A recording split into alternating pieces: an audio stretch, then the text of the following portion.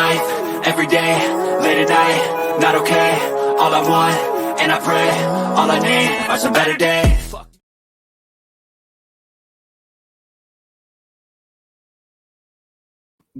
Good morning, everybody. Welcome to NFL Game Day here on Let's Talk Sports. I am, of course, that dude Bodkins, and welcoming always my co-host, my Puerto Rican brother, Johnny Cruz. Johnny, what's up? The Dolphins, they got a chance still, just like we imagined. Skylar Thompson versus Joe Flacco, Week 17. The Dolphins' hopes are on Skylar Thompson, but of course they got to have the Patriots lose to the Bills. And to talk about the Patriots, I mean, fantasy's over for the most part, so we got to talk about the Patriots and their chance with the emotional of the Bills game. Welcome to the show, as always, Scott Cove. Scott, what is up? Not much. I'm looking forward to the Skylar Thompson-Joe Flacco matchup. I think we talked about it. I think we talked about it before the season started about how it might come down to Week 18. You know, Skylar Thompson against Joe Flacco. It's right. I mean, everybody had that on their bingo card as far as hey, schedule that in. I did see there's been 63 different starting quarterbacks this season. I probably couldn't tell you all of them. We are missing Tanner. Tanner's going to be joining us late, a little bit later. Oh, there he is. Speaking of the devil. I think it's working. Tanner. I don't know. He's waking up from that hangover, celebrating the so-called Chiefs home field playoffs. And I put that in quotation. Just some ghost energy. Don't worry. It ain't celebration victory juice. It's the recovery the morning after juice. Huh? The right. Mimosas keep on pouring as the Chiefs locked up that number 1 seed. And I put that in quotations because who knows what would have happened if that game was played on Monday night. I can tell you what had happened. Nope. Go ahead, Ben. Gosh. See, that's what I'm saying. Always Always promoting that other site. The Bengals would have taken care of business, right? They were going to cream the Bills. Hey, Johnny, remember I said on the round table it could be 41-37? It was looking like that. Yeah. Because both teams are going up and down. Oh, they were going to go back and forth big time. Yeah. That was going to be the most exciting Monday night game we had all season, I felt like. And by far. Unfortunately, that's not what happened. So we get all these crazy scenarios today. The Bengals class act Monday, and they're the ones getting screwed the most today. I mean, that's just they should have won more games earlier in the season, shouldn't they? Oh my God! I hope. Joe That's all I'm saying, Arrowhead.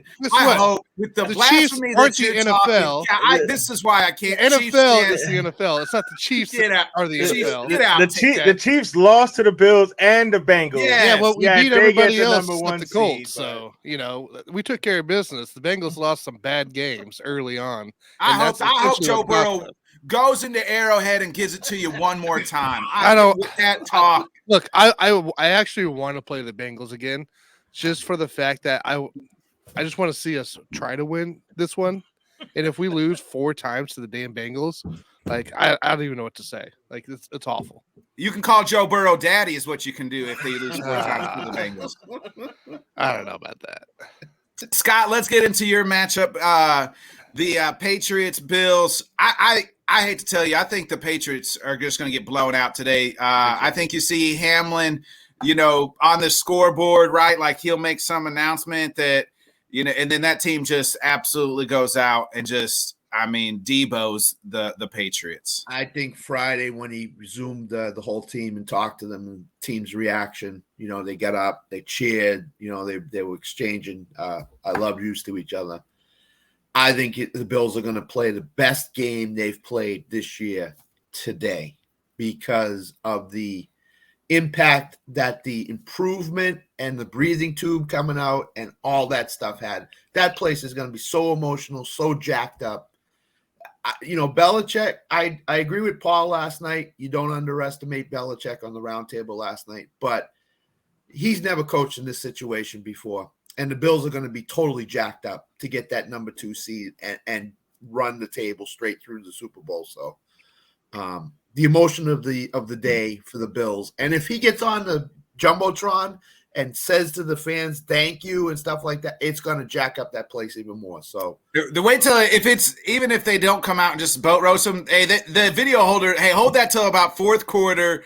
At that point in time, if it's a close game and then they pop him up again, and then he just like it does a little heart symbol. That's all he has to do. Doesn't have to say any words, right? And then that place will just go. I mean, Bill Does and will be thrown onto the field, and I mean, people will be jumping through all sorts of tables. Bills Mafia will be game along with the Bills. And the one thing I did was I watched the press conferences from the Bills players and Sean McDermott, and you could see from Wednesday to Friday, the tone just kind of picked up, and the emotion and the just kind of picked up in those press conferences. So I think Buffalo is going to have their best game of the year today. I think they're going to knock the Patriots out.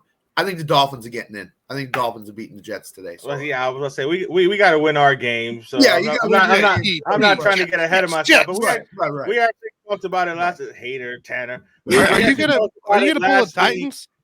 We actually talked about it last week. The whole Buffalo New England thing, and I was, me and Scott joked about it. That wouldn't it be, Bill Belichick to knock the Dolphins out of it? You know what I'm saying?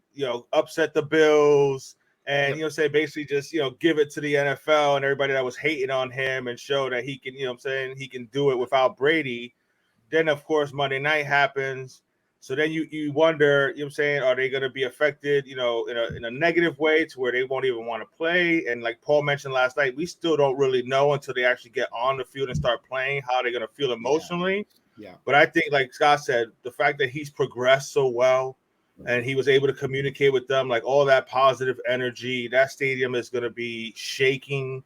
Bills Mafia is already a loyal and wild bunch as it is. So I expect that stadium to just be like literally shaking on the camera. So yeah, Bill's going to come up with something, but I don't think they have much of a chance. It may not be the complete, boat race that we're thinking, but it's going to be a convincing win, I think, for Buffalo. The two things that I'm interested to see today is, do the Bengals players and the Bills players go over the middle to catch passes today? Mm-hmm. Does T. Higgins go over the middle and catch a crossing route, or does he stay on the outside? That would really, if you're not doing what you do usually on offense, that would really, really be a detriment to those teams. I think it's business as usual. I think everybody kind of understands. T. Higgins, I mean, we talked about this on the Thursday show, that, I said we got to stop with the people got to stop with the T. Higgins hate. That was just an absolute freak accident. T's got to know that. Everybody stay out of T's, DMs and everything else. Like, I think that's, if I'm Joe Burrow, that's the first guy I'm looking for on the first play of the game. Yep. Let's do it.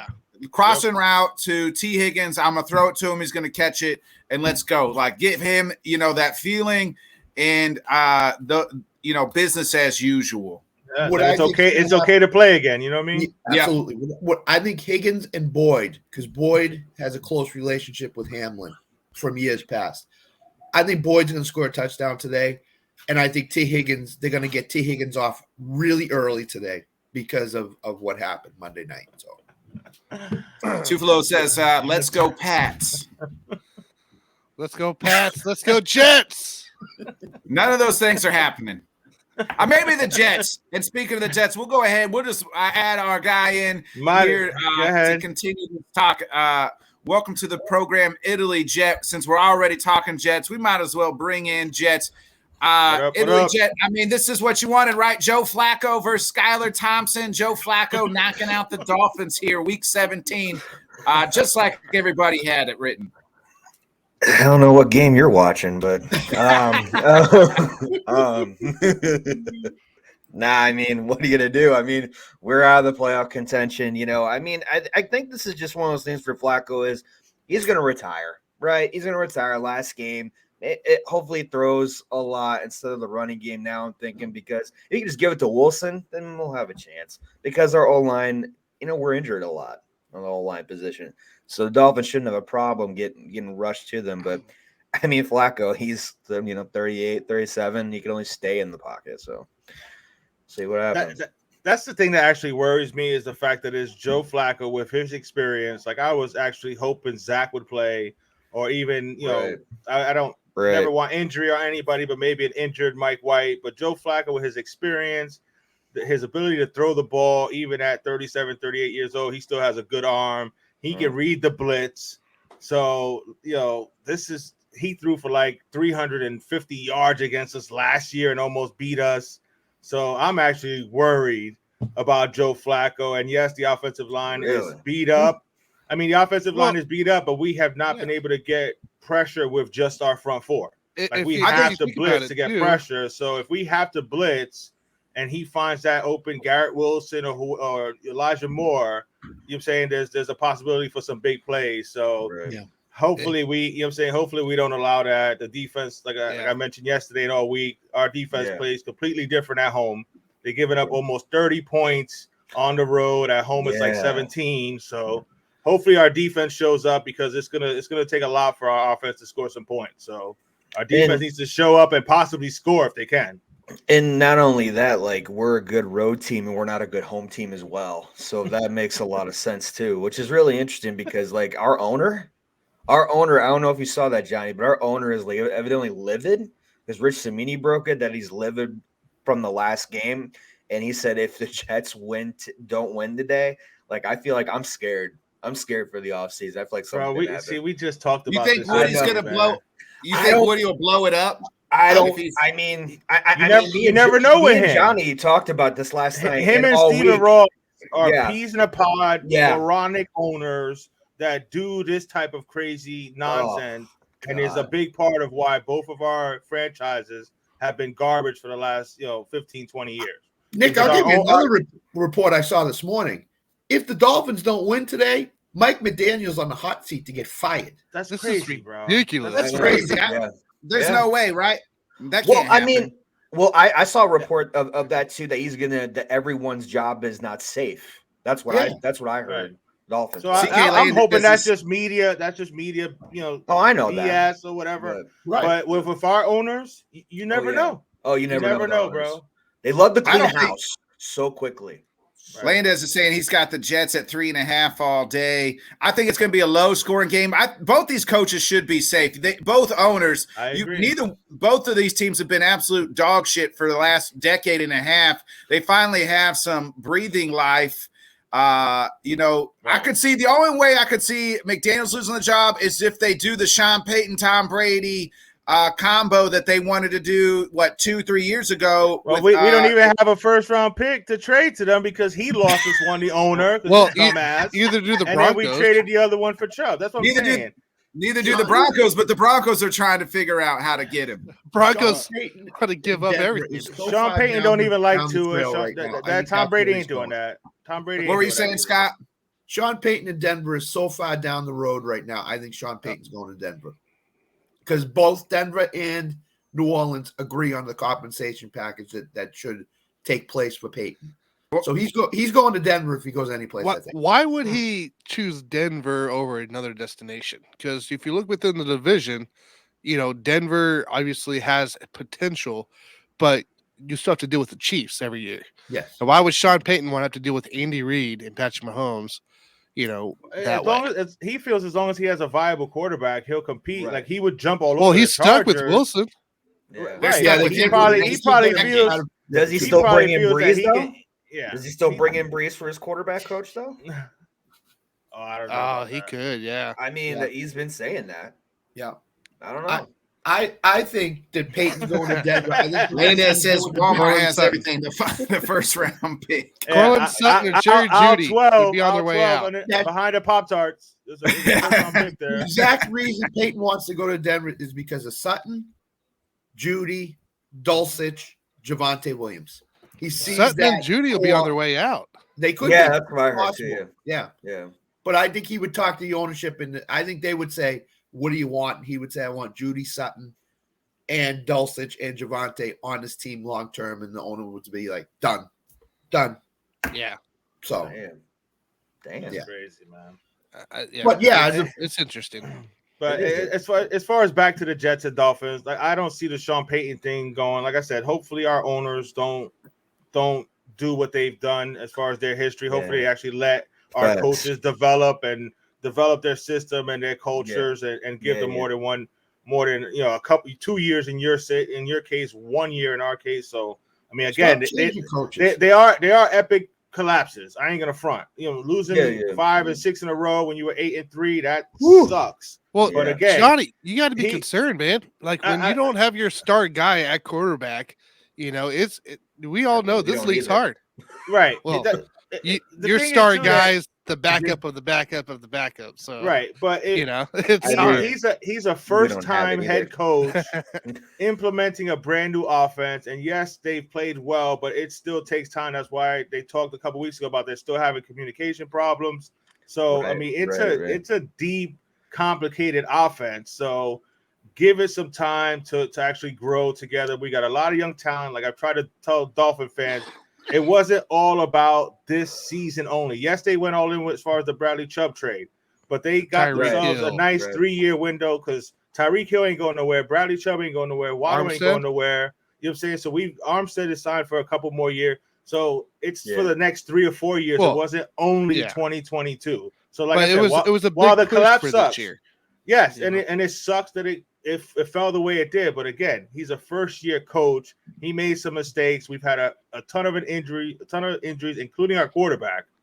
Like nobody's winning. I mean, other than I know the 49ers are the anomaly here, but like nobody's winning with their backup quarterback when it's and then your third stringer because they seem like every time Teddy went out there, he got hurt, so they were going with Skylar Thompson. Bro, Teddy was retired. Teddy came to Miami to retire. He just happened to make $7 million while he was down here. I mean, he did not want to play. 2 points I'll bring up. One, Miami won 8 games. Other than Buffalo, who did they beat in those first 8 games that you could say, wow, okay. New Patriots England, opening game, Baltimore. Right, but we see how Baltimore is now. But what I'm saying is, but that was with Lamar. This last 5-game stretch that they've had has been a difficult 5-game stretch. So Dolphins fans need to chill it down a little bit. You're not. I don't think they're going to fire the head coach. I don't think they're going to make wholesale changes. At least I hope not. But and the second point is with the San Francisco situation. As soon as Jimmy G's healthy, he's getting that job back. That's what Shanahan has said.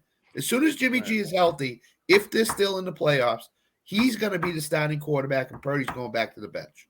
So, and a lot of Dolphin fans like to point at that situation and say, "Oh, well, look, they're doing it with Purdy. That's a Super Bowl caliber team, absolutely. You know what I'm saying, with an experienced head coach and one of the best defenses in the league. Absolutely. That's a completely different situation than what we have in Miami. We had hopes for something." They've actually been in the Super Bowl a couple years ago. That team is loaded. They're the best team in the NFC by far. Right. It's a different situation, Dolphin fans. So just Johnny, look on, take it easy. You know what I'm saying? There's always next year, for real. Yeah. Johnny, I think you guys only have out of your wins in either whole schedule, you've only beat 5 potential playoff teams. And I have to say potential because 2 of them is the Lions and the Pittsburgh going to play. That's 3. That would be 3 considered your first 3 games, right? You were good. You won. But you've lost to every other potential playoff team, including teams like Minnesota, and Chargers. And 5 out of those, Green Bay, 5 out of those 8, we didn't have our starting quarterback. So, I mean, I hear what you're saying, Tanner. I'm just saying, you're without Tua, it's not. Oh yeah, it's not a good sign. Absolutely. But if the Chiefs lost Mahomes, it would be the same scenario, though. You know what I mean? So it's anytime, dude. Anytime for anytime. Right. Unless it's Browns, and then we automatically win. Take out every team starting quarterback. Take away San Francisco. Take away any team starting quarterback, and look at the backups. They're going to struggle. Who, in essence, do you have confidence in as a backup? They could come in and win games. Other than San Francisco, because they've shown it. I know San Francisco obviously has shown it. Yeah. If you look at it here, it probably, I'd still think Philly would pull out a playoff potential. Get off the Minshew mania. Stop riding the mustache train, Tanner. If you give it 17 games, if you give it 17 games, I think you'll get the playoff. A couple games to, you know what I'm saying, to keep them afloat. They lost to the Um, Saints last week, who had I Andy know, that's Dalton bad. quarterback and has been one of the worst teams in the NFL in the last 5 weeks, to be honest with you. That's bad. So, Yeah, that's right, I don't. man. I don't Minshew. think you really have many teams. I mean, No, obviously yeah. Dallas showed they could, squeak out Here's- some games. Here's the thing. Oh. Here's what I'll say. There's about 10, maybe 10 to 15 really good quality quarterbacks in the NFL. Yes. And Correct. then Agree with that. you look at after that, the drop off is significant. And then you look at their backups. So if you're backup to already a shitty backup, a guy that's not even starting, what does that make you? Josh Dobbs, and a couple people like that. I mean, I'm just saying. So like those top 10, and then the length between those top 10 to 15 good, really good or great quarterbacks, their backup is obviously middle of the pack as well. So there's not, once you lose your starting quarterback, that's what I tell people. If that goes down, it's very rarely you see a team like the 49ers continue to grow. Absolutely. Oh, No by question. far. No question. And that's what you got all over the league. I mean, Houston doesn't have a starting quarterback. Right. Miami doesn't have a starting quarterback right now. Cleveland is playing with Deshaun Watson. Come on, really? He's been awful this year. I mean, Right. worse It's than 5 awful. games after And 2 the Jets years? are in limbo all the time. You don't know They- what's going to happen there. Right. Exactly. Yeah, Jets don't have a starting quarterback. Yeah, Yeah. so you look around the league. There's at least 12 teams today starting a backup. I who think has the no Giants. business being in the NFL. The Giants might be fine with Tyrod. If DJ went out. So Yeah. Davis Webb starting today for the Giants, not Tyrod. they got Davis Davis Webb. Webb going, Davis Webb. protecting Tyrod. Even more. That's Well, the, they have to. The way they Okay. use Daniel Jones, they have to have Tyrod healthy for the playoffs. Because Speaking at any of- moment, speaking of Daniel the- Jones can be knocked Hey, out. by the way, I'll give you a stat. Kenny Golladay needs 76 catches today to get his bonus.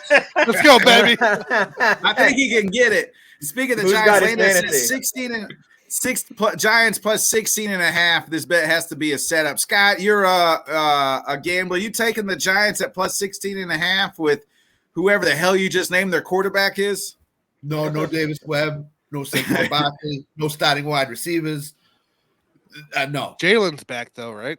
Jalen's Yeah. back today. Hurts is playing Yeah. for the So Eagles. I'll Yep. take that 6.5 okay. favor like covering Yep. over the I Giants. think the Eagles are gonna win by 3 touchdowns. The Giants don't even care. They'll pull the popcorn vendor out from the stands. Which is Right. funny because last week, I Smart, think it was though. last week, Dabble's like, "Oh yeah, we're not benching anybody," Oh, yeah. and look now at also that. it's like, yeah, "Oh that's- wait, that's- we're gonna bench some people." Yeah, the, we're the in one bed. thing he'll say that the first series Saquon will have a high ankle sprain and Oh, yeah. and Yeah, he'll be- knowing the Giants' luck. Yep. That's Scott, why I know you, he's going to get 30 catches. I know you got to get up out of here shortly. So give me your predictions for this today's Pats Bills game, and then kind of how this last seeds of the AFC build out. So I had said that the Patriots were going to lose 38-10. So I'm going to back off that, say 31-10. I just think Buffalo's emotionally charged, ready to go. And I think they'll show it today going into the playoffs. I think the Dolphins are going to beat the Jets 17-13 in a low-scoring game today. And so that means that Miami gets the last playoff seed. But Pittsburgh could get it. It's a highly possible situation. So, but I think Miami's going to get that 7th seed. I think they're going to beat the Jets today. So, I'm hoping. Alright. I'm hoping. Wow. I got faith, but no confidence. But Yeah. for real. I think the Dolphins will run the ball 30 to 40 times today. I hope so. They should have done that Jeff most of Wilson. the season, to be quite honest. But Jeff mean, Wilson. Yep. Give I it mean, to 'em. our secondary is beasting it up. So if you throw Right, it, that's what I'm saying. it's going Nah, to be. they got to run the ball. It's going to be, and plus, we're Right. not good on 3rd and 4th down on both sides of the ball. So it's going to be really interesting to see what happens because Yeah, even it if might be Q- a 10-7 game, bro. But the It thing might is, be a like, even 10-7 game. even if Q is there and he was our missing piece on the front line. If Q's there, then it's going to be a little bit hectic for you. But like if you could shut down Q, you'll be fine up there. I think.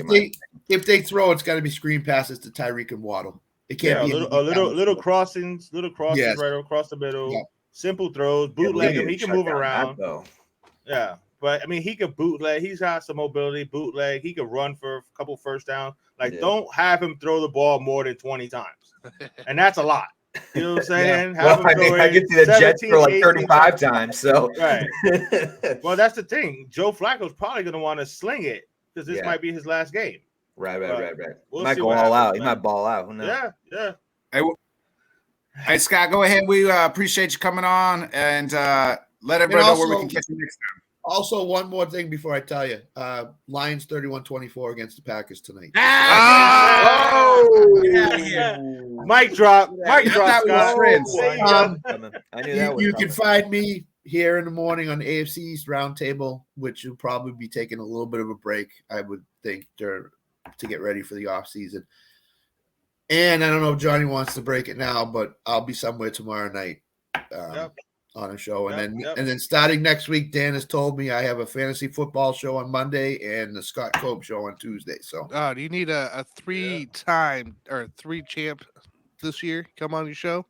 You know, 3 championships, listen, 3 belts. Listen, I've already told them everybody that's on Let's Talk Sports is going to be on there at some point. Johnny's going to be on there. Yeah, it's coming. I'll say it now while you're still on here, Scott, before you get out of here. Well, Scott, as the reigning defending LTS fantasy champion, I'm surprised Dan didn't come to me to host a fantasy show, but I told him, hey, give that to somebody else. Give it to Scott, give it to Ryan, give it to Mikey. Next time, all those drop guys I just Harry beat the pick. crap out of to win the title. I don't want to give out my knowledge to these folks, these pigeons, these There's one thing. There's one thing. I don't want to give out all that. I got to keep all that knowledge here.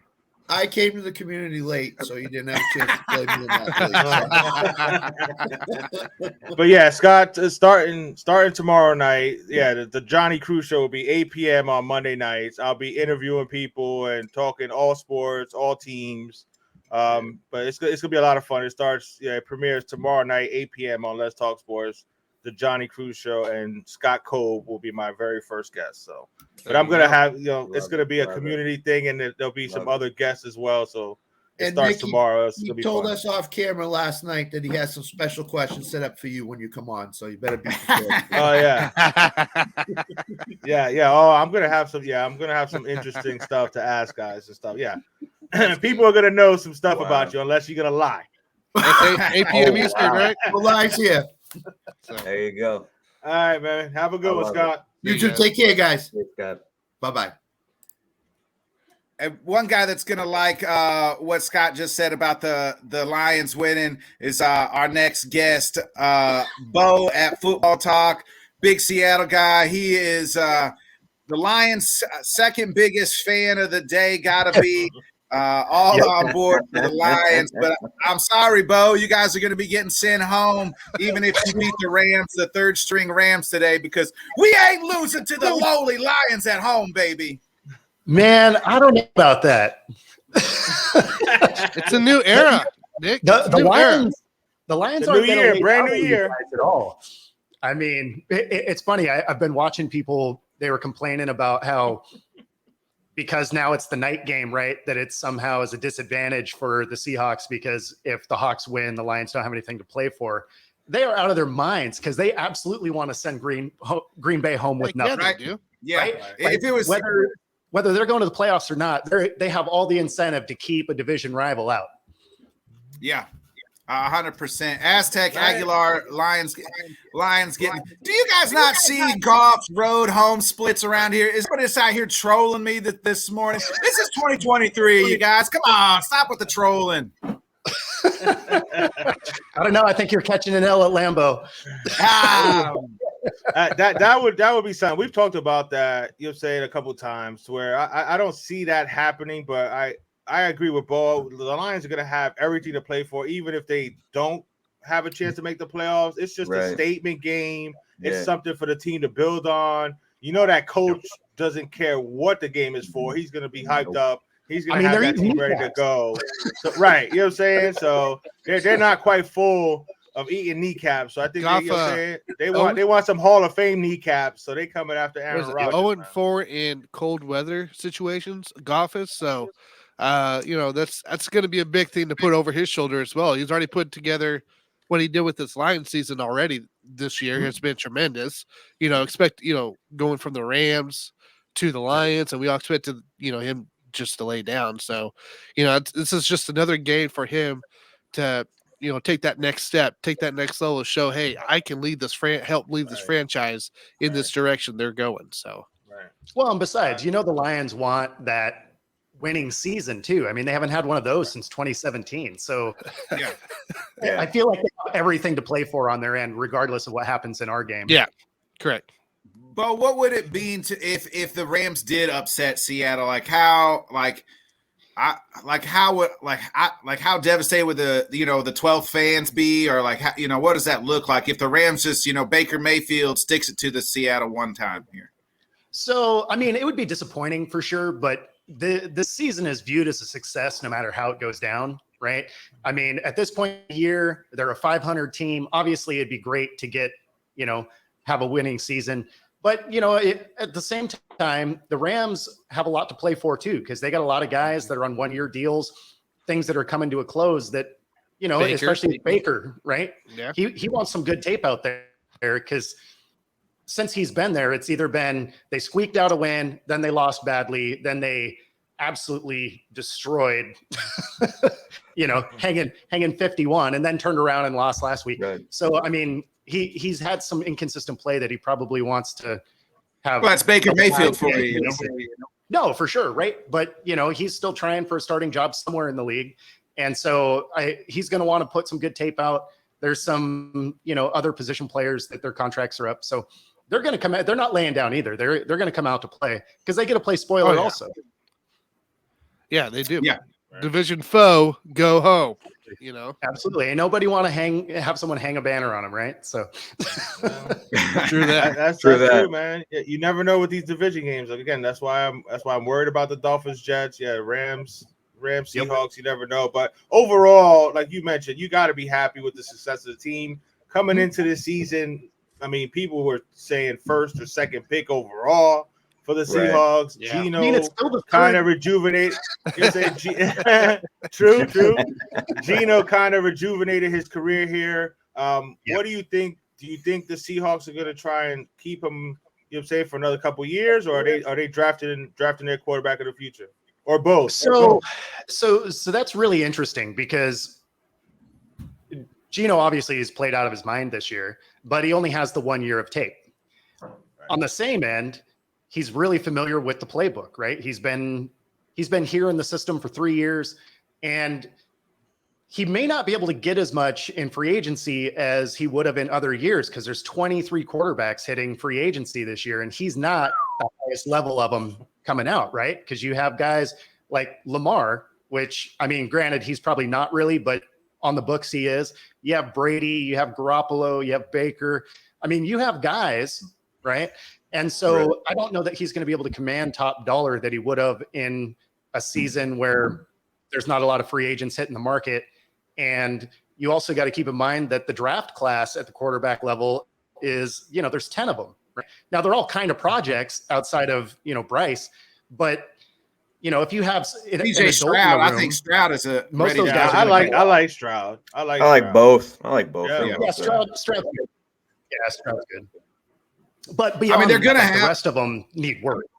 Yeah, Right, Bo, they're going to have a top yeah. 5 pick. If maybe they get like a Will Levis and then they have Geno for like 2 years, sign him to a 2-year deal, and then he can tutor Will Levis and kind of be in that, spot. I think that would be their best scenario, but they're kind of also in this weird like rebuild / we can win now mode. So do you go get a guy that can help you win next year?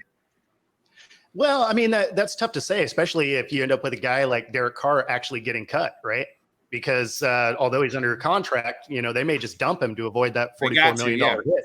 So if they go that route, I mean, there's some quality dudes out there. But I think they probably end up bringing Geno back. It's going to be the backup role that's going to be kind of interesting what they do. I don't think they get a quarterback with the 3rd pick. I think they actually go they probably trade back a few picks and focus on that defensive line that is atrocious. Yeah. That's what defense. Yeah. I mean, if they can shore up that D line and, a little bit of the linebacking core there, this team will be tough to beat because the offense is good the way it sits. I mean, up until a week ago, they were a top 5 scoring offense all year.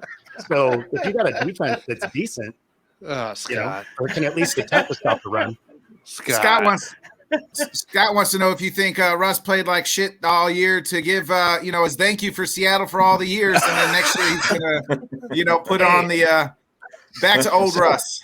So this is what I said on a show yesterday. I was like, he should absolutely be the league MVP because I've never seen someone spend so much effort to rebuild a franchise ever.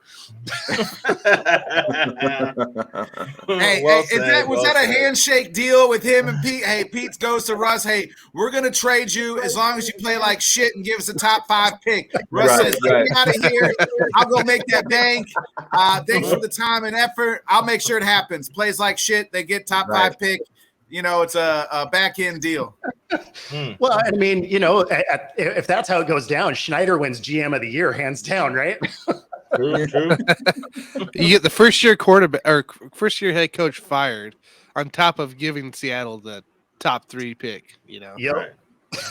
That's crazy. What a time! What What a time to be in the Yeah, I NFL. can't believe how much of a disaster Denver was. That was I I expected know. them to be That whole borderline division. team. The whole division.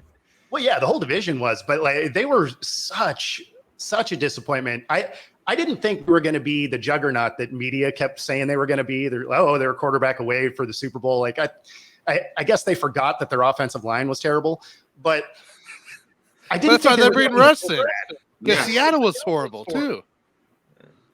Yeah, except when he was in Seattle, he could run. That's true. That's true.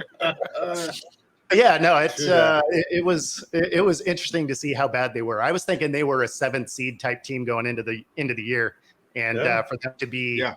what they are is amazing. Everybody had like 3 of those teams in the playoffs, maybe all 4 in the playoffs, Yep. and 2 of them only get so. Tanner was even shitting on his own Chiefs, so he's over here rocking. Yeah. You can't see him on camera, but he had his championship hat on. At the beginning of the year, he was like, "Oh, they're not winning." I can't say nothing. I wrote my team off 3 times this last year, so It was, it's gonna be such a tough division, and then it ended up being what it is. Very Both- No, disappointing. I didn't think KC was good. I had the Chargers winning the division. See, I had the Chargers. Yeah, from same too. here. Same here. Yeah. I knew Chargers were going to charge her, so I still had the They Yeah, charted it bad. I had Kansas City, and I honestly thought Denver would challenge Kansas City for the division. So I knew the okay. Raiders would be the Raiders. Wow. The Chargers I thought would be good, but not enough to Denver was beat gonna crap the shoot Chiefs. that. I actually thought Russ with that young team and that defense, like they Well- had the potential to win a lot more games. I didn't think that If- Russ was gonna If you remember suddenly last forget year, how to play. right? If you remember last year, that Broncos offense, that Broncos team in general, was basically a quarterback away Yeah. from being a playoff, potential championship potential team. Mm-hmm. And we were like, "Oh, Russ is Watson's coming in, pretty right? good, huh? There's your quarterback." Obviously, they're a lot farther away. So, Bo, before we get you out of here, give us a prediction for the Seahawks Rams game and kind of how the NFC scenario plays out. Yeah, so I got 24-17 Hawks. I have Green Bay getting dusted at home, and and of course Seattle locking up that 7th. Obviously, some of that's wishful thinking. You guys have definitely figured some stuff out here late in the year. We have, I think I said this, on Sundays or whatever show, I don't remember, but I said that was the best Packers game I've seen all season when we beat the brakes off the Vikings. It was the best we've played all year. Yeah. Italy Jet, I'll let you get out of here too. Give us a prediction for the Jets, Dolphins, and finish out the AFC scenario for us. Honestly, I think we're gonna lose 17-10.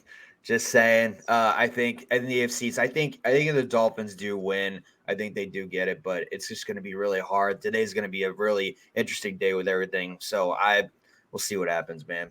I think the Dolphins might get the last spot though. We'll see what happens. I'll take it. There's Hopefully. Gary. Well, Hey, Gary it's said, always come fun to go down to to business and- again at Levi's, Bo. and I have the Lions winning 20-10. Sorry, bro. Hey, I'm coming for. I wasn't going to do a show tonight, but I might just pop on a live show and just roast everybody once we make this playoffs.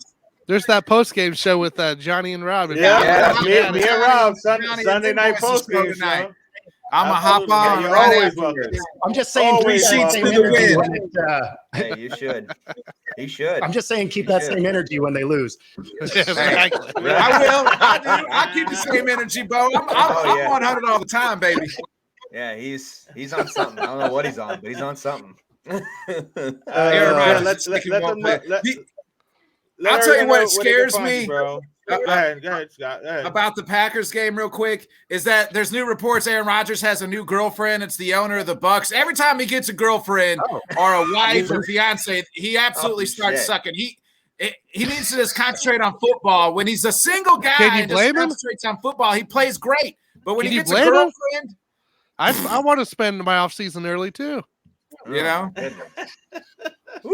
when the years he was with Danica Patrick, he was too busy porking Danica instead of studying the playbook, and we weren't very good. He's going to be like, do I really want to continue in the cold, or do I just want to now go to Cabo? So right. that's what it is. That's fair. That's fair. Crazy. Yeah. Oh my god. Oh my goodness. Awesome. Oh my god. And we'll see you guys. We'll see you guys. I got to bring on our next guest. Oh, this man, his team, the reason the Packers are playing for a chance to make the playoffs. Hey, and then he just pops up. Bobby G. Get out. Bobby G is now removed from the chat. Bobby, how you going to do me like that? Oh, you're muted. You're muted. You're muted. I muted you because you didn't want to hear. You got the. No, Ohio and Michigan are distant cousins, so you know. Hey, you guys are supposed to hate each other. You're We supposed hate to each hate other each other. when we're playing each other, but when we're separate, you know, you gotta let your little brother get some good. So, you know, they can go ahead and spank on the Packers. Get in there since we can't. You guys helped us get in, and speaking of you guys could spoil the Steelers' last playoff hopes. How are you feeling today about Browns Steelers and what's usually a great rivalry game? I feel great. We dropped some dead weight. Jadeveon. We sent him home, so he's back in South Carolina eating his popcorn. This is the first time in I think since 1988 we have a chance to sweep the Steelers in the season series. It's also Deshaun Watson's first game in the rivalry, so we got that. They're calling Watson versus Pickett. I guess that's the future of the rivalry right now. So if those two QBs are my choices going forward, I like mine. True. It's fair. Yep. Fair. Isn't it? I mean, props to Mike Tomlin. First of all, I got Absolutely. much love and respect for Mike Tomlin, but I thought it was going to be impossible for the whole never having a losing record to happen.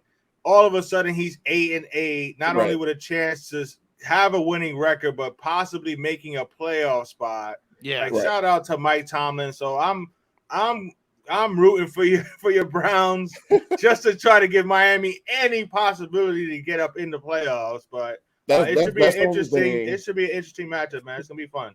That's the only thing that breaks my heart is Mike Tomlin is my favorite coach in the game, even though he coaches the Steelers. I've always respected how he handles that team. Yep.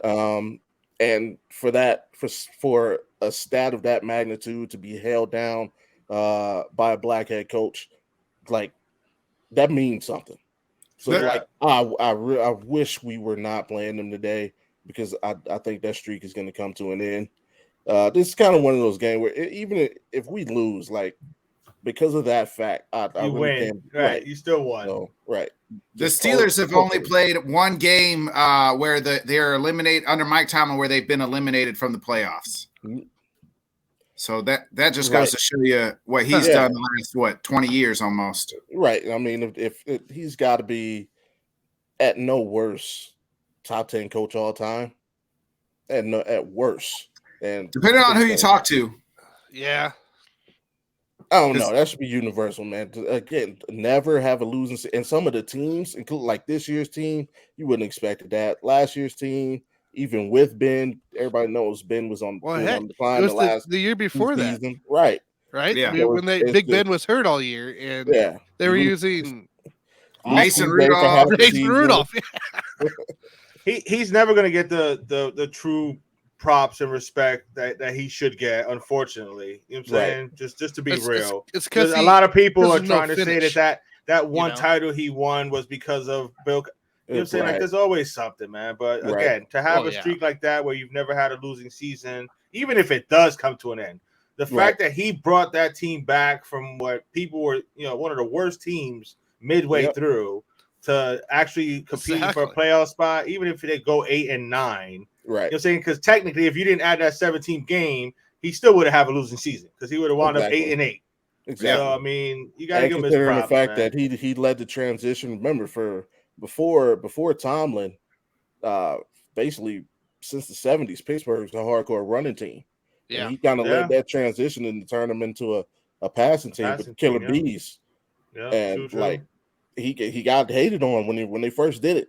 Fans hated it. Like, why are we throwing the ball all over the yard? Big Ben can't do it. This, that, and the third. So, like, he's definitely handled his fair share of adversity during the streak. So Scott saying Tomlin is a top 7 head coach after Shula, Belichick, and Lombardi. Name me a more consistent coach than Tomlin in NFL history. Exactly. Can't be no worse than 10. No, that's just without. No worse than 10. Yeah, I will give you that. I was thinking Tony Dungy he was real consistent. A lot, in his career. For 2 different franchises, with the Colts. That would be an interesting discussion right there, coming up with the top 10 head coaches of all time. That would be a fun one, man. Yeah, I may do that. You're welcome. Pop that on the board. Well, so what are we thinking here? Obviously, Clowney said he's no longer with the team. Yeah, getting kicked out. Which who cares, right? At you can't get 2 sacks and start calling people out. Like, come on, bro. Does this put more than just your defensive coordinator on the hot seat? Like, are we talking head coach? Like hot maybe seat. A clean house coming into play? He ain't got no seat. He's got one of those standing desks. He's on the way out after the game. Meet up at the end zone, right? There you go. See you, dude. We're gonna Herm Edwards you. Don't stop for your post game press conference.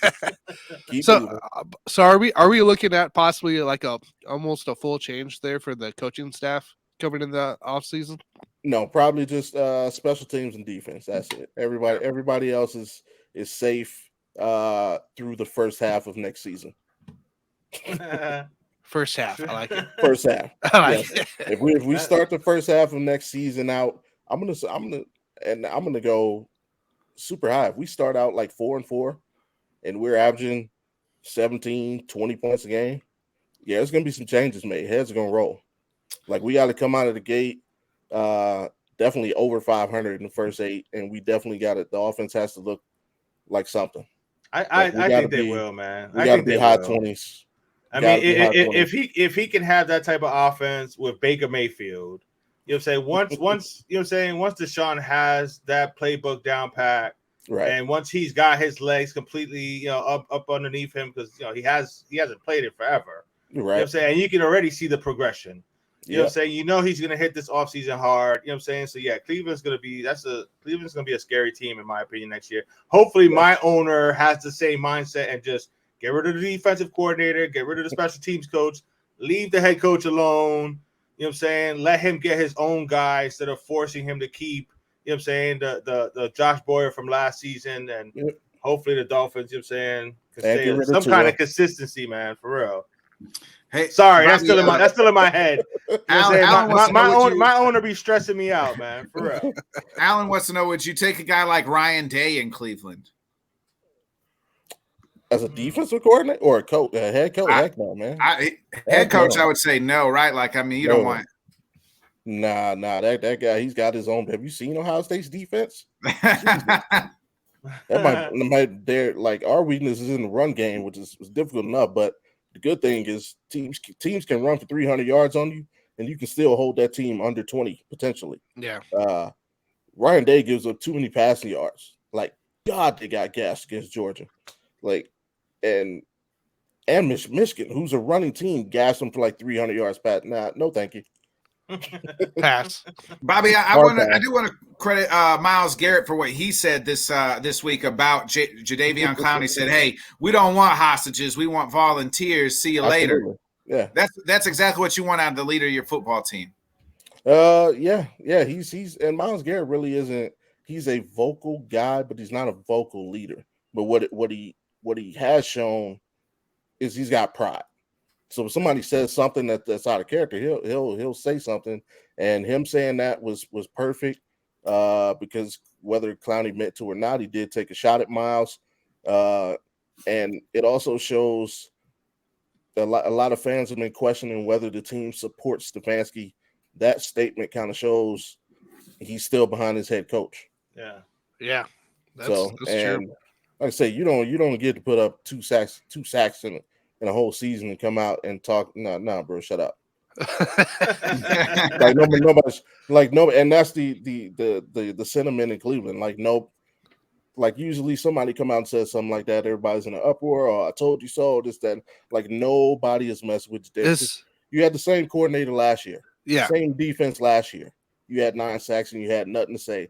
And you were also on a 1-year deal. So you had the same situation where after the season, you're walking out of the door and you had nothing to say. So just because you came out and played like crap. Like he has for the Right. majority of his career. If you Exactly. look Yeah, at I was it, gonna say, man, did this guy really get famous off of one tackle? in Yes. college, right? Yes, This is all it is. yes. And the thing of it About is they replay that every year on New Year's Day. Oh, like, of course.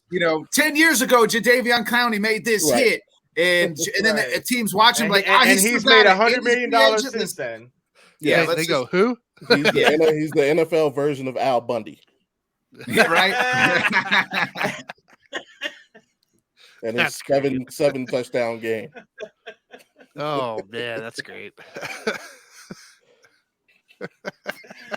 Oh, gotta that hate was the game. so well He's- said, bro. He's That not was a so well bust, said. but he might be the most overrated player in the history of the NFL. Yeah. He's the most Yes. hyped up. Yeah. I mean, Yeah. Brian Bosworth comes to mind. The Tony Mandarich comes to mind as far as God. like at least he's had to put a longevity of a type of career together at this point in Yeah. time, to be serviceable. Yeah, he keeps getting checks, and I don't know how. Because the ability is there. Yeah, It's just he don't, you know what I'm saying? He don't want to play all the time. yeah, That's exactly. what it He looks proved- like to me. He don't want Yeah, to he play. proved that this year. I Right. don't know if you guys heard about the Baltimore game. Basically, he said he only wanted to play on third down. What? He didn't want to play first and second down. He only wanted to play third down to get pass rush opportunities. That defeats the purpose at that point. Right. Right. Because That tells you exactly what the type of dude that he is. exactly. He's all about getting paid and about himself. Yep. He ain't worried about the team and winning. Yeah. And But don't that hurts matter to him. himself even more because you know what he's gonna do. Yeah, but and some it's like- some knucklehead owner is gonna He's give gonna him put some him in, money. Yep. Just please no. Miami's Stephen hiring. Ross. Well, and the thing is that Stephen Ross has gone after Stephen Ross has gone after him a couple times already. It's like I know. how many He times the man tried to got get to him tell this you last no? offseason. You know what I'm saying? No means no. You know what I'm Yeah. saying? So leave him alone already, man. Plus, we don't want him on this team.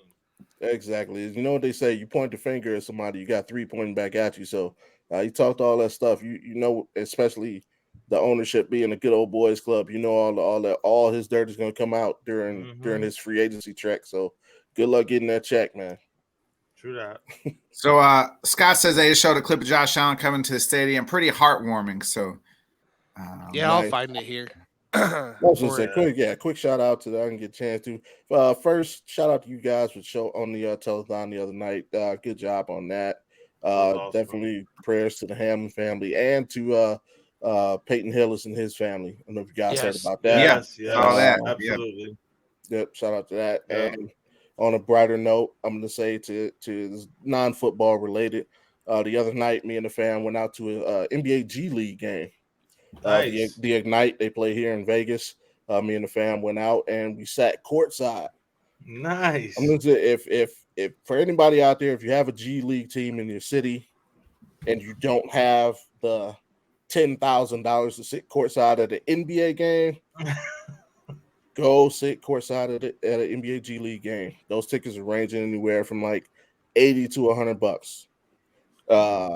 Even though in most G League arenas, $20 will get you in the door, you can sit anywhere, but spend that extra 60, 50 bucks or 50, 60 bucks to sit courtside is a tremendous experience. Kids loved it. Even got a chance, let's see if you guys can see it. Got a chance to be a part of the halftime festivities. Got nice. the little There you That's go. awesome. Yeah, the little one on my shoulders and the trampoline dunkers, they went over his head. Nice. But and talking trash to the players, it was like I forgot I was courtside because I'm used to being up in the bleeds. I was about to say I can barely see the court from where I can afford to sit sometimes, Right. man. Right. I got you, man. I'm definitely gonna have to check that out. Yeah, the guy spots up for jump, like back off, he can't shoot. And the guy kind of looked at me. I'm like, oh shit, I am right here. My bad, bro. But yeah, just for the experience. It was a tremendous experience. So shout out to the NBA G League. Get out and check those guys out if you can. It's good basketball too. Bobby, on that note, we'll let you get out of here. Give me a prediction, Browns, Steelers, and then kind of how the playoff scenarios all end up today. 24-21 Browns. So unfortunately, that streak, I think it comes to an end. Of course, the Lions are going to take down that W. Hey, we'll see. I think it'll be a close game. I think it'll be a close game. I think you're going to see some overtime. That may be the most exciting game of the day. So, but I think the Lions squeak one out. Jared Goff, he's got something to prove. So he doesn't want to get replaced next season. Who do you think's getting that 7th spot in the AFC, man? You think my Dolphins are going to beat the Jets or what?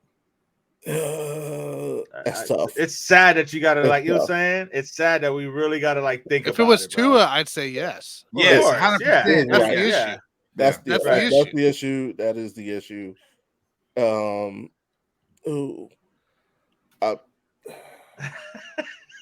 Jets in a close one. You think that? So I don't even know who would make it if all three of us. If all three lose, then the Patriots get in. The Patriots get get in. The Patriots have the tiebreaker. Yep.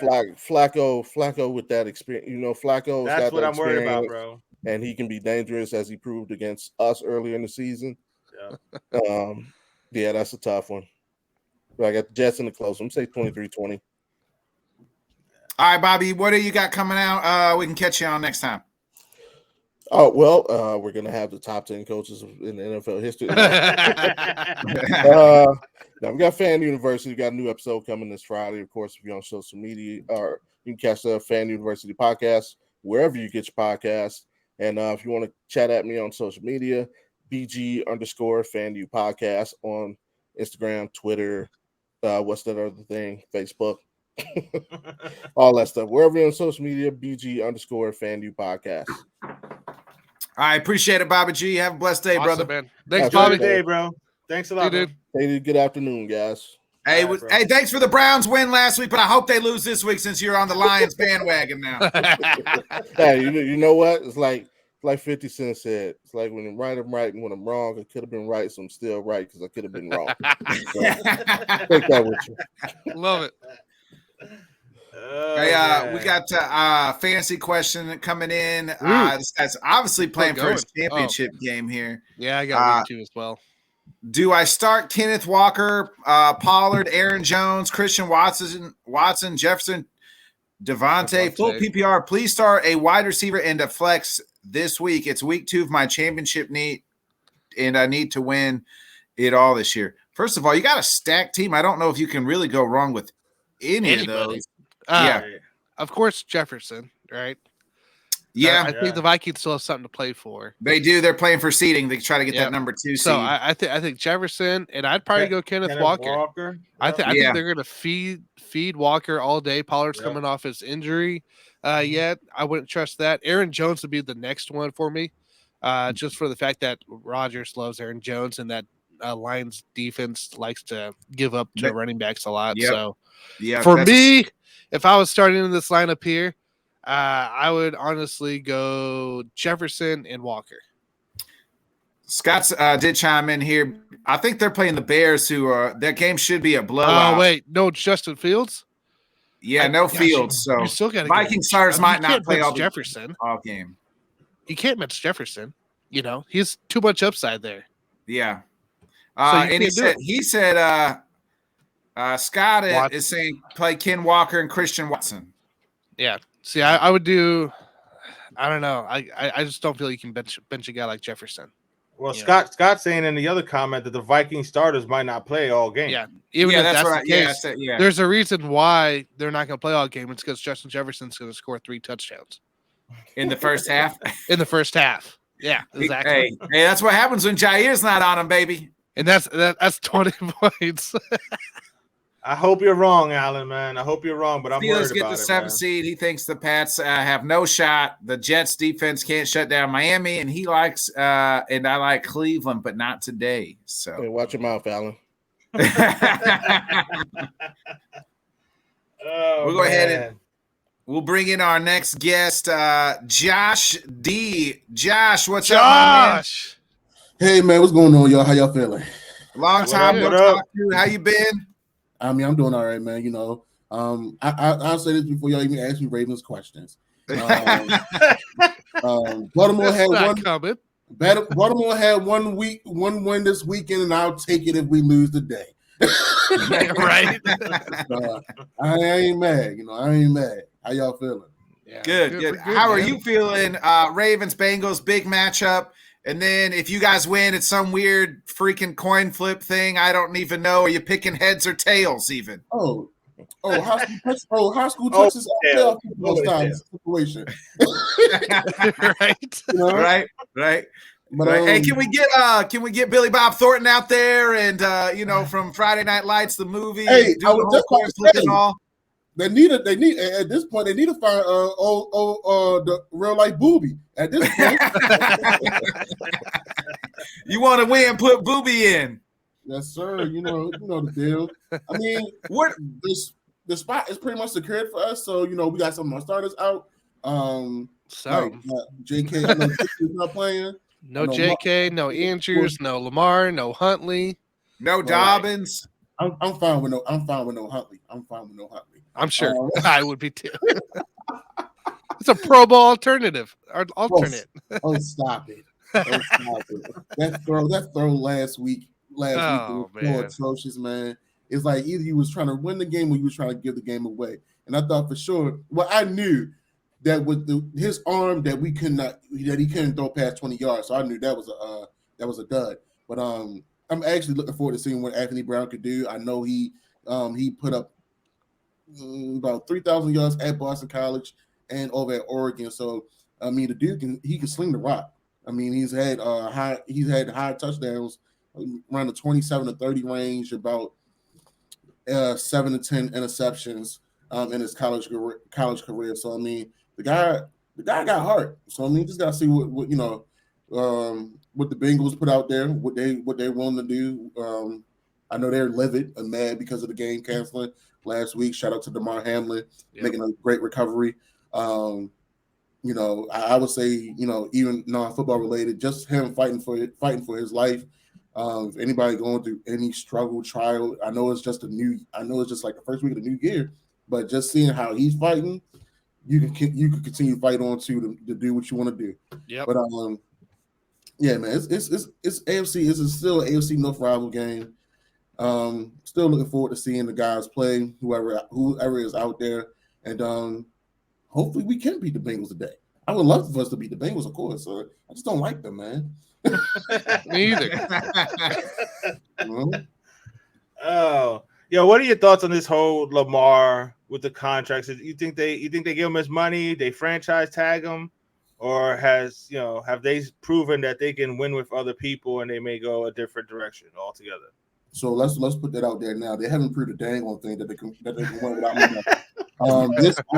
Let's be real. Greg Roman and fans, they can take us however they want. This offense is built on an exceptional type of player. Right. And every time Greg Roman's had a successful year, he's had an exceptional player run this offense. Started with Kaepernick, Tyrod Taylor. Now the most exceptional player out of all three of those QBs was Lamar Jackson. I don't think he's going to have that run again ever in the NFL with any other type of quarterback. Because I think Greg Roman's reached his plateau. I feel like Lamar Jackson has reached his plateau with John Harbaugh and Greg Roman. I would love for Lamar to stay and become a Raven, and still be a Raven for the rest of his life.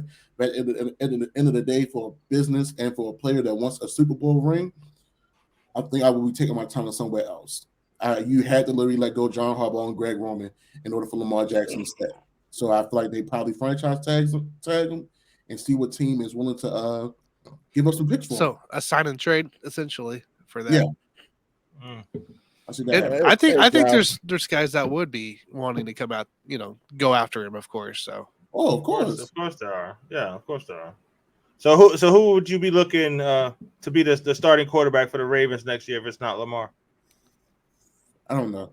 Honestly, I'm getting. Honestly, if Lamar leaves, I'm getting ready for the next 4 to 5 years. Be a rough one. I'm going to be completely honest, because you have to rebuild. You have to rebuild. Right. You have to let go. Unless they find a way to get a first round pick and they find a way to get Malik Cunningham. If Malik Cunningham declares for this year's draft, then yeah, I see them actually keeping Greg Roman and getting Malik Cunningham, because they're going to be like, oh, well, he's Lamar 2.0. Y'all said that about Tyler. I said that about Tyler Huntley, and y'all see what the hell has been going on. Yeah, exactly. That's what I was thinking. Josh, but how concerned are you with the comments been coming out about Lamar's work ethic, man? Man, they've been saying this for a while, man. At the end of the day, we see Lamar at the practice facility. We seen Lamar during the offseason. They had whatever wide receivers were healthy, with them in Florida, Arizona, you name it, they was there. So, how can you keep on talking about somebody's man's work ethic when his own mama used to work out with him in the front yard? So, Right. Bro, why is I don't want to bring that card up, but why is it always a particular type of quarterback that is always being questioned as far as their work ethic? You know what I'm saying? Because even Tua caught that. You know what I'm saying? So, you know what I'm saying? Like, come on. Like, seriously, why is that always the question that comes up? Right. You know what I'm saying? Oh, they just don't study enough. I mean, come on, man. I'm sorry, man. That just frustrated me. When I saw that article come out, I was like seriously? You know what I'm saying? Come on, man. He's been your whole franchise, and now all of a sudden, because he saved John Harbaugh's career. Because John Harbaugh was about to get fired, and then he put him in. He was about to retire, Johnny. He was about to retire. Yeah, right. You know what I'm saying? So it's just sorry. That frustrates me, man. Sorry. I ain't trying to turn the conversation that way. I'm just saying. No, I understand, but we have to be realists, even though we're in the sports world, because all different types of politics happens in the sports world. Mm-hmm. I will put it plain and simple like this, so we don't even have to go that route. Certain quarterbacks get that Allen Iverson treatment. When they hear about Allen, when we watched and grew up watching Allen Iverson, and he said in that conference about practice. The only thing is, Allen Iverson did work on his craft. He probably got drunk and party before a game, but he did work on his craft. Now, I'm not saying Lamar Jackson, Kyler Murray, Tua, who was Hurts, especially Jalen Hurts. That's another one. It's crazy how I'll say this. When it comes to Jalen Hurts in Philly, it's crazy how they're not using his legs. They're actually using his arm. Because guess what he did at Alabama? He used his arm. Guess what he did at OU in that offense? He used his arm. And now, when Lamar Jackson gets to the league, they asked him, are you going to change positions? Why would you ask a Heisman finalist and a Heisman Trophy winner, is he going to change positions when he put up 2,000 yards back-to-back seasons? So that, you don't want to talk about that narrative, but you also have to be real about that narrative. It's like y'all never expected him. That's why I love that Ozzie Newsome found a way to go ahead and get him and bring him here to Baltimore. I'm glad that he's been proving the people wrong. And that's why I feel like, he needs to do what's best for him. He won the Heisman in a pro-style offense, RPOs, where half the RPOs were design runs. He just broke out the pocket and made things happen. Yeah. Who had the conversation about him and Vic. The difference between Vic had a stronger arm for sure, but when it comes to Lamar Jackson, his running ability, he just got lightning speed. Yeah. But at the end of the day, I feel like the running ability should be an element of surprise and not always be a design run. That's why our defenses are so keyed on to what we're doing, and our coaching staff does not have the ability to plan a good game. They don't. They just don't. Well, I would say to me, it's hurt. He can't stay healthy like the last 2 years because of the run. They're running him so much. Like that's what's cost him. That's what's cost him. Possibly the in the AFC North is like he hasn't been out there the last month. He missed the last month of the season. Last season or so. Like it's because he's running so much. Like can he stay healthy more than anything? It's got to be now the question going forward. Yeah. Well, I believe the first time he got hurt was against Cleveland. Let's talk about it. That 2 years ago. Yeah, I mean that linebacker was fast as hell. They're not getting stronger. They're not because you don't see the big hits like that. They're getting faster. So somebody got able to run down Lamar Jackson. That's going to happen. Let's talk about this most recent hit. The outside linebacker Cooper from Denver Broncos was giving everybody the business. From Morgan Moses, Ronnie Stanley, Patrick McCarry, and they did not have an answer. If you keep on seeing a linebacker blitz, hey, running back, stay in the backfield because I do have a blitzing linebacker coming for my head, but they did not make that adjustment. So when you keep on creating this style of offense where you don't have no max protection for your franchise QB, this is part of the game. It's going to happen. Also, but Josh, how much of that is it on? And this is where I'm going to play devil's advocate on you. Lamar Jackson completes almost 50 or less % of his passes outside of the numbers. Like how much it is because defenses know you're either running or throwing down the middle of the field. So if we got that covered, we just coming at you. But Bobby, who's he throwing to? Him? Anybody. Who? Anybody. Everybody's hurt. Bateman's hurt. The people that are hurt, they're not even that great outside of Rashad Bateman. Like they don't have. Right. They haven't developed a wide receiver, but that's really the course of the franchise of the Ravens. Name me one really good franchise receiver for the Ravens have ever had, since they came to Baltimore. I'll wait. Hey,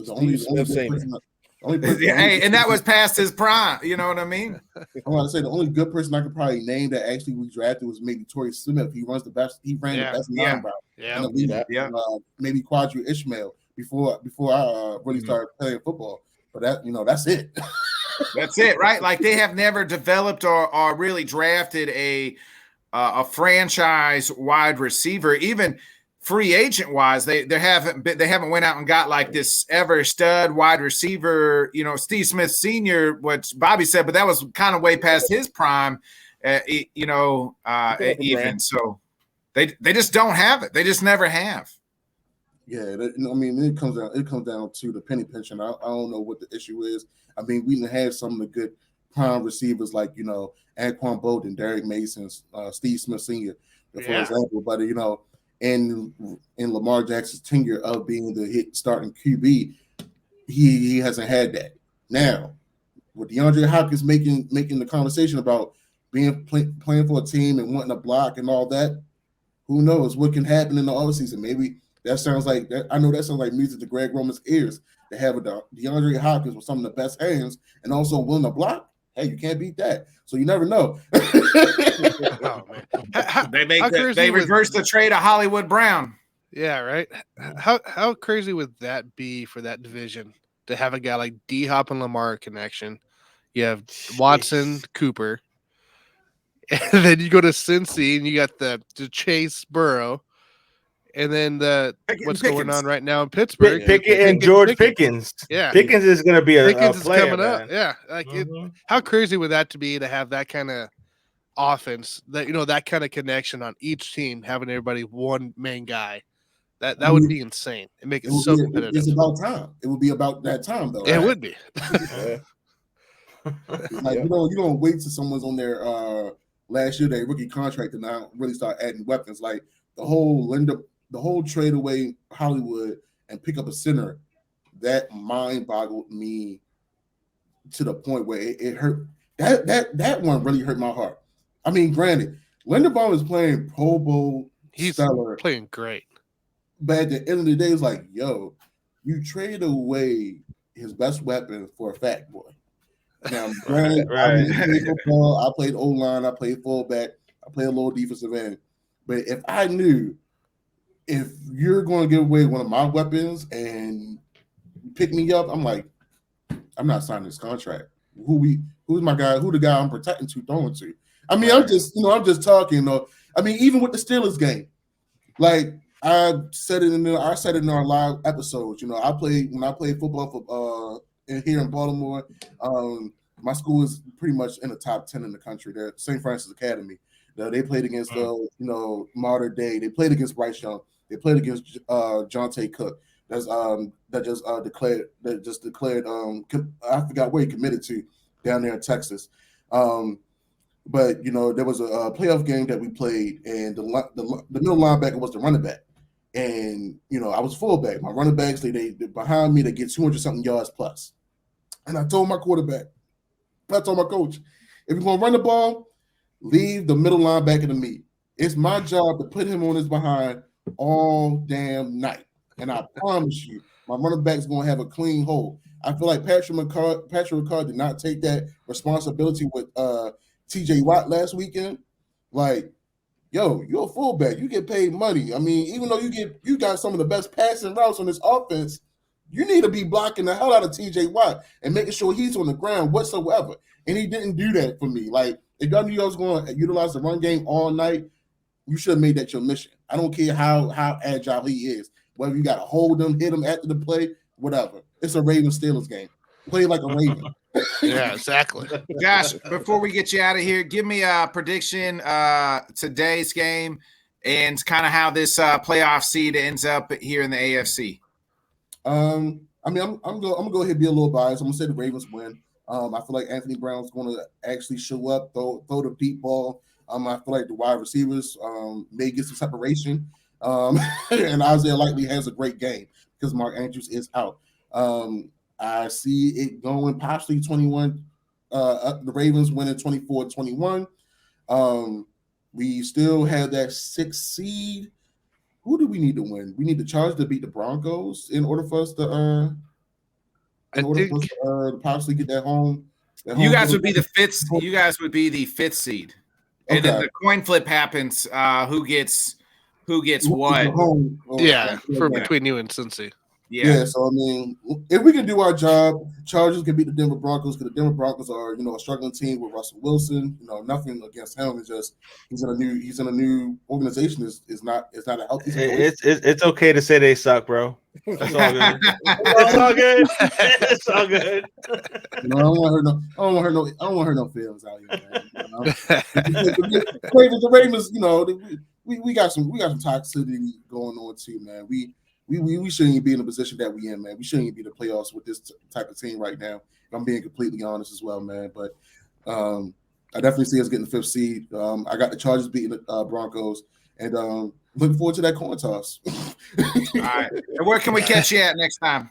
You can catch us on Twitter, TTB_Ravens, YouTube, TTB Ravens Media. And, we always go live during the week. We always drop about 3 episodes on YouTube. Catch us on Spotify, Apple Podcasts, wherever you are listening to. We are on there. Hey, appreciate it, Josh. Hey, we'll see you next time, all right? Catch you, Josh. Thanks, man. Have a good day, man. Be safe. Hey, we're bringing in our last guest of the day. Their team, if they lose today, going to have the first pick in the draft. Welcome back to the show, Just Fans 22. They were coming back from that blowout they went and witnessed last week.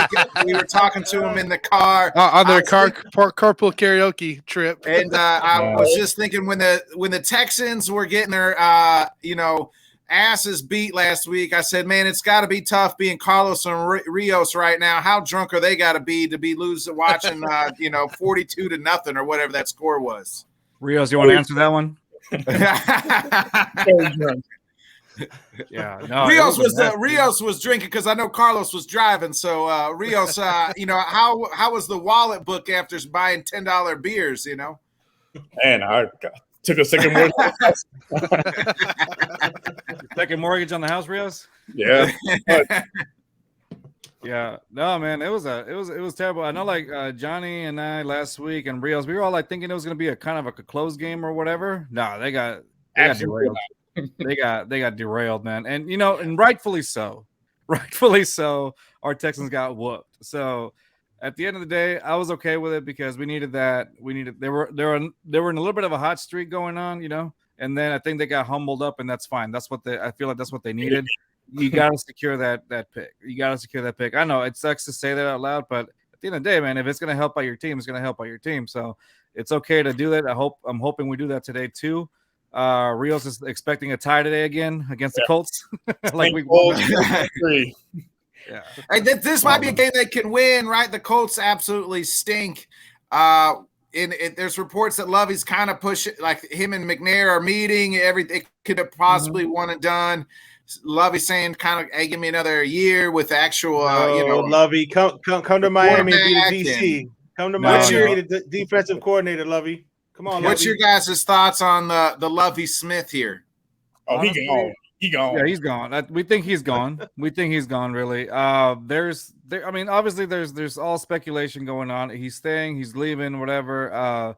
There's John McClain, who's a well notable sports writer here in Houston. He used to, he predates all the way back to the Oilers and stuff like that. He's covered Houston media for a long time.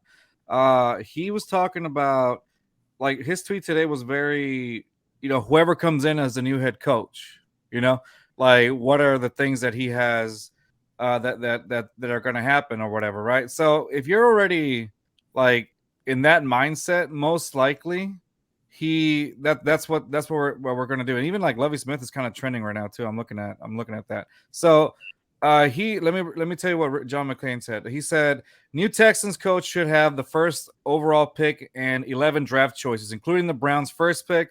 Lots of cap room in 2024, 10 picks, including the Browns' number 1, and more cap room. And if Nick Caserio, our GM, can't make that work, he'll also be fired. That was John McClain's tweet. Oh, wow. Yeah. So you didn't have to put the emphasis on that Browns first pick. All right, man. Yeah, he said it twice. He said it twice. Yeah. Right. He's very notable here in the Houston area. Been around sports all this time. So that kind of tells you where most likely the Texans are going. But he makes a point in the fact that it's going to be an attractive job for any new head coach to come through. Who you want that to be? So we were talking. Remember last week we were talking about that. I still haven't came up now. Let me say this, Johnny. Your Dolphins are thinking about letting go of. Is that true, or is that kind of like that's the local media who always loves to. Unfortunately, with our owner, you never know. Right. But that's the local media who they just love. They love to hate on the Dolphins for some. Right. It's crazy how the actual local media covers the Dolphins, man. Like it's the same thing here, bro. Like everything is negative. Now I know that our team has sucked for 20 years. But it's negativity sells and gets more clicks, and stuff like that. So that's why what I'm saying. Clicked. Yeah, I don't expect him to get let go. Like I said, I would. He needs a new DC though. So if you let go, Lovey would be perfect. Yeah. For this defense, a bunch of young pass rushers. It would be. Yeah. I'll take it, but not. Honestly, if let's just say hypothetically he gets let go, I wouldn't mind taking him over here. He used to be with the Texans a while back. Yeah, he used to be with the Texans. Back in 2010, I think, something like that. Yeah, I'll pick him up from the airport right now. Pick him up. Hey, Rios, kick the beer cans out, will you? When when you pick him up the beer cans out of the seat. Here you go. You just take a seat right there. Don't mind the smell. It's been there for a week. You think there's any shot of Sean Payton? If you guys get the first pick, you think Sean Payton will want to rebuild the franchise with a good young quarterback? You think he might do that?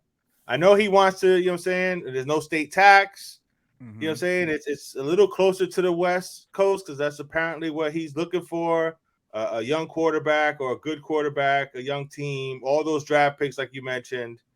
I mean, it seems like that might be a pretty good fit. Yeah, it would definitely be a good seat for him. I wouldn't be opposed. Rios, what do you think, bud? Not at all. I would love Sean Payton here with him and Bryce Young. Man, that's gonna be a scary offense. That's what I'm saying. and I know going back to what you said last week about like him trying to be closer to the ocean again. Our Galveston water is not It's lovely this time of year. Well, what's God. gonna happen? Hey, Yeah, what will that happen no is- that no state tax though. That no state tax is, that makes kind it- of that nice. makes it You know what I'm good, saying? It's yeah. kind of nice. Well, hey, I think McDaniel could become a real play because the Dolphins owner will reach out to him, say, "Hey, let's remember we were going to do you and Brady together a couple years ago. Let's do it now." And ship out McDaniel, and then McDaniel's the new Texans coach. I'd be down for that. I'm hoping that happens. Stop- Sorry, stop- Johnny. Stop talking that into existence, man. I'm putting that out in the universe, man. We gotta have we ain't them. we ain't got no more first round picks. You know what I'm saying? You just have the owner just keep giving them away. Oh, are the picks we gave y'all for Tunsil gone already? Oh yeah, finally. Yeah, right. He gave away the last one. He gave away the last one by talking to Brady and all that stuff. So Is he is he done? Is Tunsil done in the Houston? I read that he wants to be the highest paid tackle. I don't Again. think he is. I don't think he is, especially if you're bringing a young rookie quarterback in there. You're going to need all the protection you can get. Yeah, Tunsil's famous for the false starts and all that, but I'd rather take a false start than my quarterback to get hurt. That's true. It's basically yeah, and like the Texans have enough cap space this year to take care of it also, or unless they talk to him into like, hey, stay another year, we got you, because they're going to even have more cap space coming in 2024. So I see the possibility of him staying. I don't think he's going to go. I think it would be smart. It would be smart to pay him just because of how he protects the quarterback. I mean, honestly, I wouldn't do it. And then we also have Titus Howard, who's also does a great job. So those two together are great. It's more like the interior part, like the center. We would definitely need a center somewhere on that O line. Yeah. But I don't think you should move Laramie Tunsil out of the way. I think it's fine. If you need to pay him a little more, pay him. Like it's worth it to me, because I don't know of any other anybody else that plays that position that well, unless I'm missing somebody. Rios, anybody? Well, as far as free agents, there's no one on No. this level. Yeah. The rookies, I mean, There's a chance for Orlando Brown Jr. True, but Because Chiefs don't want to pay him. So yeah, that's another thing though. But that's still would dropping it be- big money. Yeah, that's what I'm saying. So you have the big money, or do you want to just extend, not Howard, excuse me, Tunsil a little more? So it just depends on how they're going to play. But I think he's it'd be staying. cheaper, signing Tunsil long term versus getting a big name free agent, because this is not an attractive position. Like no one's going. not only that, but Tunsil already. You know what I'm saying? Yeah, Like it's you're familiar, familiar with yeah. Tunsil already, as opposed to I know getting somebody Tunsil. new. I don't know about the false start stuff, but I know he's got the best lungs in all of football. Yeah, Hey. yeah, exactly. Michael Phelps lungs. Yeah. Hey, Oh, yeah. We got Alan. I think Alan Perales. Alan wants to know: you guys want Bryce Young or C.J. Stroud? I've been saying since last year, Bryce Young, Bryce. all day, every Definitely day. Bryce. Yeah. Just Bryce. proven winner, man. Like he has everything you look for in a franchise quarterback. He's It's got the dog in him. the dog in him, the presence, the pocket awareness that just like this Alabama team last year, this past season, like it was one of the weaker Alabama teams in recent memory. Like there was no 1,000-yard receiver, no stud running back. Like it was basically him, dragging them along all the way to the fifth seed or whatever. It was all Bryce Young, honestly. Buyer beware on QBs this year. Yeah. I don't think there are any NFL starters in this year's draft. Oh, really? For Hot take by Bobby G. That's a take right there, That's boy. a take. I was gonna say, man, that's a take. You don't think just out of curiosity, like you don't think anybody here coming up in the draft is an NFL starter caliber? No. Nope. CJ Not this Stroud. If you go back and rewatch the Georgia game or just watch it throughout his career, his arm strength is shaky. He's not going to be able to make a lot of throws or tight window throws. Bryce Young reminds me of the quarterback from draft day. Honestly, it's like watch him. They didn't invite him. His teammates didn't go to his birthday party. Bobby, is that what you're trying to say? Not. But literally, watch him in games, watch him get hit, and then watch him after he gets hit. Okay.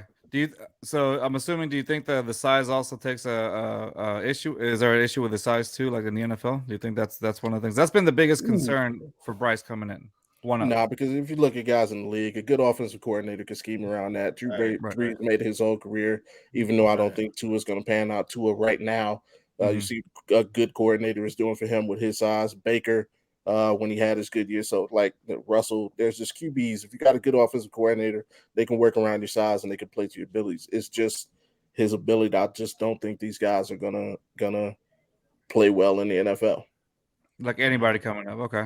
No, I don't see nothing special. I think if Kenny Pickett was in this draft, he'd be the number 1 pick. Really? Yeah. Wow. That's a take. That's a take. That really is. Bobby G. Hey, so what Bobby G's trying to say is just do what you guys normally done, Carlos and Rios, and just draft the defensive player first overall. Will Anderson? No, Will Anderson? Draft Jadeveon. Yeah, you know how that turned out. Lovely for us. He's about to be on his 15. Oh my god! So, and that's the thing though. Like we had a space on today, and then we were talking about it would be the most like Bot can say, it would be the most Texans thing to draft a defensive end, like we did years ago with Mario Williams as opposed to Vince Young, you know. And so, and Rios and I, we're pretty, we agree that on the fact that I think Vince Young would have thrived with the Texans as opposed to the Titans at that time. But we took Mario Williams and he got us, to a certain point until, we replaced him with JJ Watt until he got hurt, but who knows what could have been, right, with Vince Young. So are we going to pass up on another Young again this year? Who knows? What's going to happen? It just seems that way. I got to tell you all this. I posted a tweet I think a couple of days ago, and it was like the 2023 season ticket announcement that the team sends out or whatever. Yeah, I saw that from you. They didn't include Davis Mills at all in there. In there, it was all, and I was trying to wrap my head around it. Well, maybe it's just like defense only. Then no, because there's Dameon Pierce in there. There's Laramie Tunsil. There's so there was no way that you could justify why they didn't have Davis Mills besides the fact that he's definitely not going to be a starter. Carlos, I'm not. If I'm a Texans fan or even as an outsider, I'm not buying season tickets because Davis Mills is my quarterback. I'm probably not buying the ticket because Davis Mills is my damn quarterback. Right? Exactly. And that's exactly what I'm trying to say. You are not. You're looking at it like, who's this guy? His neck is longer than everybody else in this picture. No. It's just his neck on the picture. No, and so I'm realizing I was like, yeah, that should give you a sign also that now it could have been good marketing. It's just great marketing because we're talking about it. But also, you're right. You don't go in there and buy oh yeah, Davis Mills is going to be a starter. Of course, I'm going to buy these tickets. No, you don't. You look at everybody else that was around him, and that's how they base it off. So the marketing department, honestly, that was great marketing right there because you're not going to buy tickets like you said for Davis Mills to be front and center, which also begs to differ. So maybe they're definitely going to go with a quarterback. It adds on that speculation. It's great. It's a good sell, to be honest with you. My liver can take more of Davis Mills, man. It's spoken over time. Check down to Daddy Burkhead every Hey, before we get out of here, because we got about 30 minutes to game times here. Yeah. Give us a how you guys are a little bit eliminated from the playoffs since week 1. So yeah, what's your guys' final playoff predictions here? NFC and AFC, since you guys have been able to watch this thing unfold and not have to stress about anything. Man, out of the AFC, I'm gonna go Bengals, man. They're playing with they got kind of screwed by the NFL. They get home field with a coin toss. Like they're gonna play with a chip on their shoulder. I'm going Bengals with the AFC. NFC, I'm gonna go Bucks, man. I've lost so much money betting against Tom Brady the last time. I refuse to bet against Tom Brady, so I'm a bet on Brady. I'm gonna be I'm gonna go on this one. Even though the Chiefs are beatable, I'm gonna go with the Chiefs to win it all. Not to win it all, excuse me, to go to the Super Bowl. And then as far as for the NFC, I'm gonna go with the Eagles. As long as Jalen Hurts is back and 100%, I think the Eagles are going to take it. It's going to be Eagles and Chiefs. That's been my week one prediction. So I'm going to keep with that. Chiefs, Eagles for me. And what do you guys got putting out this week? Well, we have on the show we're gonna have Tyler Milner. Tyler Milner is the sports radio for the Texans. The Sports Radio 610. It's called Sports Radio 610, the local Texan station. He's gonna be on our show. He's the executive producer for that show, and we're gonna be talking Texans. Awesome. And we got some new stuff coming up also, as well as they were up Bills Eagles. That's a good one too. The Bills is I can see the Bills too in there. I think we're gonna try some more stuff, obviously heading into the off season with with some Astro stuff, world champs. Buckets, I'm waiting for you to say something, dude. I remember you made the joke last time about the trash cans. No, we got some, we're gonna be talking some Astro stuff. We're gonna have we're thinking of doing this new segment now where we have where we have like maybe prospects that might go NFL prospects here and there. They've been reaching out to us where, hey, we're going to show a little bit of their game film or some little highlights of them and see if, hey, maybe they get picked up. I don't think, whatever happens, some exposure for some college kids that we have going on. So that might be that's really cool, man. That's really cool. We got some plans going on to 2023, man. So I'm looking forward to it. That's awesome. That's good stuff. Yeah, thank you. But yeah, man, thanks for having us again, and just find us on Twitter at JustFans22. Again, I always say it sounds dirty, but it's not. It's just, not only, okay? There's a difference. At JustFans22. Then there's we're also on TikTok at JustFans2022. Also Twitter, YouTube at JustFans22 as well. And finally, you can find us on Spotify, Apple, Good Pods, Google, Amazon, all that. So we're basically in a lot of those platforms where you can find us, guys.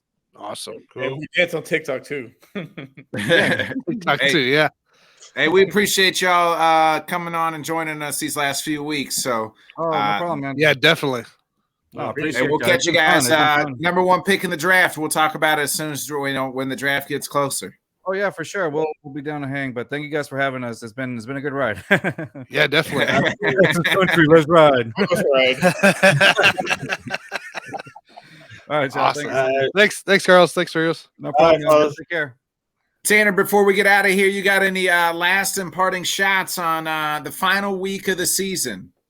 Do I have any last parting shots? No, not really. I mean, it is what it is this season, this last few weeks. So we'll see what happens, what drops. I'm excited to talk playoffs next week, or actually probably this week with everybody. So upcoming, that's going to be one of the best times I think right now. So excited for it. Just excited to see where everybody falls, who gets in, if Johnny's going to be upset or not, if Nick's going to hate life and destroy his screen.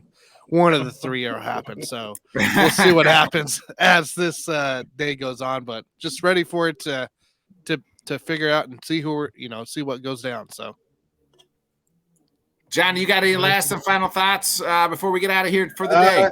Man, it should be an interesting day. Looking forward to all the action today. Like I said, hopefully my Dolphins pull out a win here so that they have some type of an opportunity. Like I said, I don't ever lose faith or hope, but I have no confidence in the team, and I pray that the owner doesn't make a crazy move and get rid of a great young up and coming offensive mind in Mike McDaniel. But I'll be back at 7:00 for the preview of the Sunday night game with Jude Jett. Shout out Jude Jett for coming on the show. Shout out Dan Harris for always putting this together. And then I'll be back Sunday night for the post game show with Rob Logan. Doing that. Shout out to Rob. And then tomorrow night, the Johnny Cruz show premieres tomorrow night, 8 p.m. And Scott Kolb is my first guest on that show tomorrow night. So definitely check it out. Monday nights, 8 p.m. I got my last final thoughts is go Packers tonight. I'll be on at 4:00 Central Time Zone, 5 Eastern with Ryan to talk about the Sunday's early games and promote my Packers beating the Lions Sunday night. There is no show tonight. I'm just going to sit down, drink some whiskey, either tear in my whiskey, or I'm going to be celebrating at the end of tonight as the Packers somehow, some way clinch a playoff spot, even though I wrote them off so many weeks ago. And here we are. You know, when we One last- buried them, Nick, I was on your show that night. It was a Sunday night football show. It was. And I'm pretty sure that's all we talked about was burying the Packers. I respect your decision to not do a show tonight during the Packers-Lions game. I kept telling you, bro, that there's always keep that hope alive, man. You got a chance, especially in the NFC. I told you, bro. Last week was the first week I thought we ever looked like a semi-playoff team. Last week, so we'll see. Man, that defense stepped up. Yeah, it did. We'll see what happens tonight. I really feel like I'm not too worried about. Maybe I'm downplaying it's the Lions, but we're at home. If it was in Detroit, I'd be a little bit more worried. But because it's at Lambeau, Detroit's coming to us. I feel a little bit more confident about it. Now next week, we're probably one and done. I don't know if we'll probably catch the 49ers. And well, if you look at our history, it doesn't play too well for us. So with that being said, again, it's been a pleasure for 18 weeks. I guess we're doing some playoffs. I didn't even know. Yeah, wait for it. Hey, here we go. We'll be here for all playoffs, for the playoff preview, whether it's Saturday or Sunday, since there'll be playoff games on Saturday and Sunday. So let's go. Let's go, Packers. Alan, we can't play you guys in the wild card round because we're both wild card teams. So unless the Eagles lose and you guys somehow win that division, which I don't think that's happening today with the Giants playing their third stringer. So and Jalen Hurts playing. That. Yeah. I'm going to go ahead and hit the outro. It's been a pleasure, boys. Right, people. Thanks, guys. Bobby, Rios, appreciate you. Here we go. I appreciate everybody who's joined us. Dan, for putting this all things together. Yes, if I can find the outro button. It's been a pleasure. It's been a fun regular season. And after today, we're headed to the postseason. So about 5 teams that didn't get in got in this year, and about 5 teams that got in last year are not getting in. So you got to love the NFL. It happens every year. Hit that outro. See y'all on the flip flop.